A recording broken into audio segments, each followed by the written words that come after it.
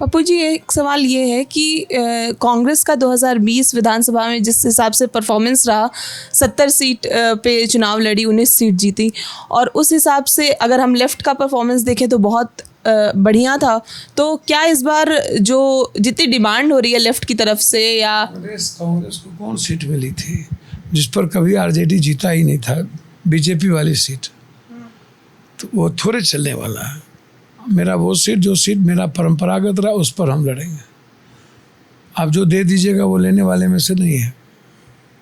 और अगली बार आप संगठन कौन बनेगा, संगठन कैसे होगा, कौन कैंडिडेट होगा, कौन सीट लगेगी, ये कांग्रेस तय करेगी, कोई और तय नहीं करेगा। ये आप समझ लीजिए, इसको लिख लीजिए आप सादे कागज़ पर। तो सारे बीजेपी का सीट दे दिए। माले का तो अपनी ज़मीन है ही, तो माले का तो रेस्पेक्ट होना ही चाहिए, उसमें क्या दिक्कत? कांग्रेस से इतना लगाव क्यों है? कांग्रेस से लगाव नहीं है, उसके विचारधारा से लगाव है। और राहुल जी और प्रियंका जी के प्रति रेस्पेक्ट है और ट्रस्ट है। सच्चाई को हम ज़्यादा प्रेफर करते हैं, तो सच्चाई मुझे अच्छा लगता है, क्योंकि मैं सच बोलता हूँ और सच के लिए मैं जाना जाता हूँ, इसीलिए मेरी दुर्गति है। तो जो सच बोलेगा वो कबीर होगा, कबीर के रास्ते। दुर्गति ये कांग्रेस कर रही है क्या? नहीं, जो भी अब इतने लंबे सफ़र, 46 साल संसदीय जीवन हो गया, राजनीति का 7 बार जो आदमी सांसद और लगातार सड़कों पर पूरी दुनिया का सेवक और बेटा बन के मददगार खड़े रहे और न्याय के लिए जाने जाते हों।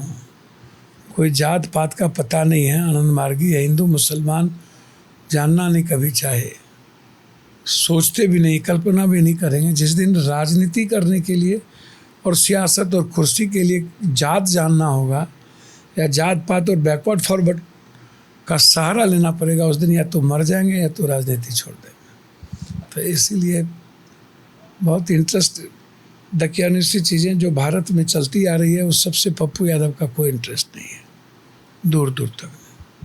आप कह रहे थे कि कांग्रेस जो 100 सीटों की आप डिमांड कर रहे थे कांग्रेस के लिए महागठबंधन में। मैंने कहा कांग्रेस का जो रेस्पेक्ट है और कांग्रेस के सहारे ही इंडिया जीतेगी, तो फिर कांग्रेस के रेस्पेक्ट को सामने रखना पड़ेगा ना किसी को।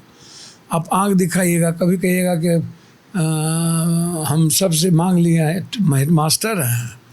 कांग्रेस के बारे में पता है कि कांग्रेस की CWC किसी से भी पावरफुल होती है। ना राहुल जी तय करते हैं, ना अध्यक्ष तय करते हैं, CWC तय करती है। अध्यक्ष से लेकर के ऊपर तक, स्टेट से लेकर के कमेटी से लेकर के पूरी की उसका चैनल है। तो कांग्रेस के ये मुखर कानून है क्षेत्रीय पार्टी की तरह, हम हिटलर की तरह चलाएंगे, जिसको बनाया जो बनाएंगे, जो करेंगे, जिसको हटाएंगे। ऐसा होता है क्या? कांग्रेस की एक वर्किंग वे है, उसके संवैधानिक। कांग्रेस बैठ भी जाए तो आप उसको उठा के देखिए ना, US प्रेसिडेंट आता हो, कांग्रेस प्रेसिडेंट से मिलता है, उनका रेस्पेक्ट है ना। आप बोल दीजिएगा, नाम दे दीजिए, अरे नाम CWC तय करता है, नाम आपको दे देगा? हाँ, डिक्टेट करते हैं कांग्रेस को। तय होना है, लेकिन सीटों के बंटवारे पे भी बात आ रही है कि कितनी सीटें किसको मिलेगी। उस हिसाब से अगर आप देखें तो जो भी वहाँ से विधायक का चेहरा कौन होंगे, ये क्या आप भी उस चयन आयोग में आप भी रहेंगे क्या? चयन आप भी करेंगे क्या? हम काहे का चयन? कांग्रेस के लिए चयन हमारे लीडर को करना है। हम अपनी बात जरूर रखेंगे, उचित प्लेटफॉर्म पर रखेंगे। जब पूछा जाएगा तो मजबूती के साथ अपने परिवार के बीच बात रखें। अक्सर हम देखते हैं कि राहुल तेजस्वी के बीच जो बॉन्डिंग दिखती है वो कन्हैया और तेजस्वी के बीच नहीं दिखती है। राहुल जी का क्या बॉन्डिंग है? राहुल जी बहुत सुलझे हुए इंसान है।